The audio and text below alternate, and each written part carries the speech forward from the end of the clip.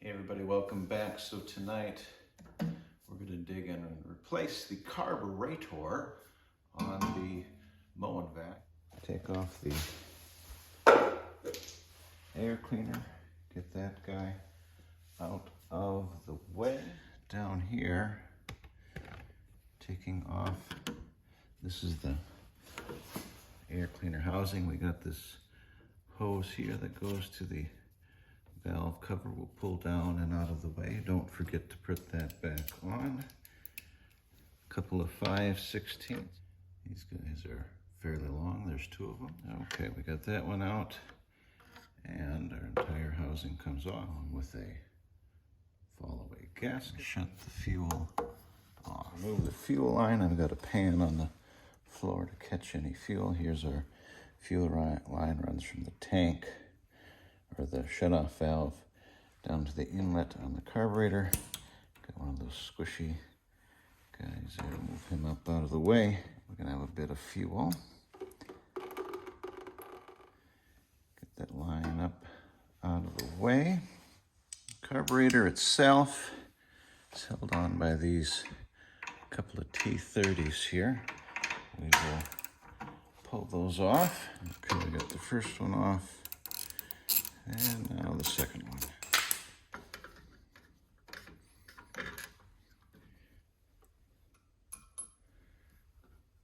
Now we'll gently try and take that out. Got a spacer block here. That guy. Set him up there. And there's a gasket. Here a gasket, there a gasket. Okay, then we have the linkage. The linkage, you give it just a little bit of a, like so. It comes down like that. Then you've got a fine little spring. And you carefully take it off like so. And there. Old carburetor is off. The new carburetor came with all kinds of doodads and who's what's its and all the necessary stuff, I guess. So let's put it on. Start with taking off the old gasket from behind that spacer. Here's our spacer. Our new gasket. See if we can't just set that into place. Okay, and then another gasket. Carburetor. Got that little bitty spring. Hopefully you can see that. It's quite fine. There's the little hole there that goes in. Spring is hooked up. Next we've got our linkage is hooked up. And we'll see if we can't get all this worked into place there. Grab our fasteners.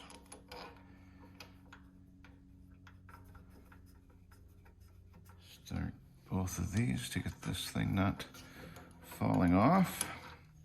Like that. Let's tighten her up.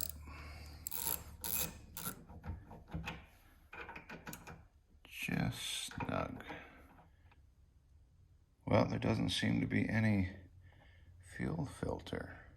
The replacement carb came with a fuel filter. So I'm going to cut the line here. I'll shorten it about yay much. Get rid of that little. And we'll use some of these clamps that came with the, can't seem to indicate a flow direction, but it just looks like there's a mesh screen inside, nothing spectacular.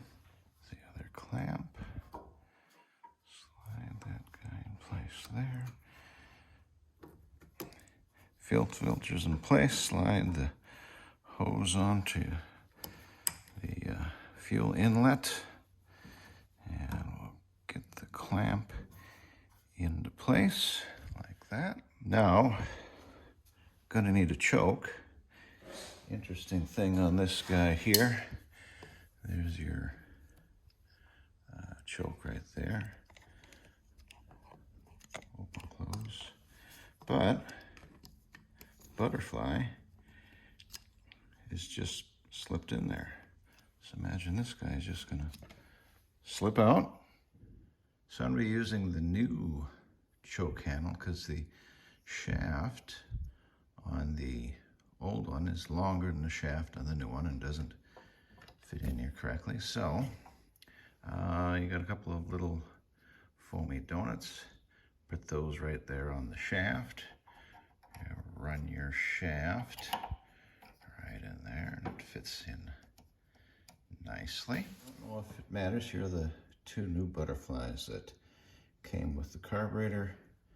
And there's the butterfly that was on the old carb. You can see we got holes too small, too big, and then the hole that's just right. So we'll slip that guy in there, like so. And make sure you get it in the right spot so you have full range of motion on your choke. Isn't that nice? New gasket on the air intake. Not quite the same. Let's hope for the best. Alrighty, gotta get the choke handle in amongst all this. And fiddle around and get these both started. Well, fuel filter is causing some interference here. I don't think this part is important, so I'm going to trim that away. So to make room for our fuel filter so it doesn't seem to entangle with anything, took the die grinder and trimmed the plastic on the intake here a bit, and I'm hopeful that wasn't important.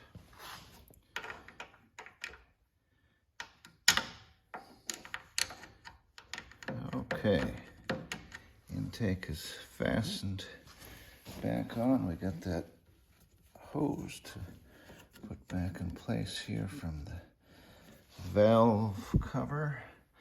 We're good there. Now we'll put the new air filter in. All right, the carburetor came with a brand new air filter. Get that seated down into place there. Looks like it fits okay. Sometimes these aftermarket filters can be kind of off. And tighten that down. We'll turn on the fuel and we'll look for leaks.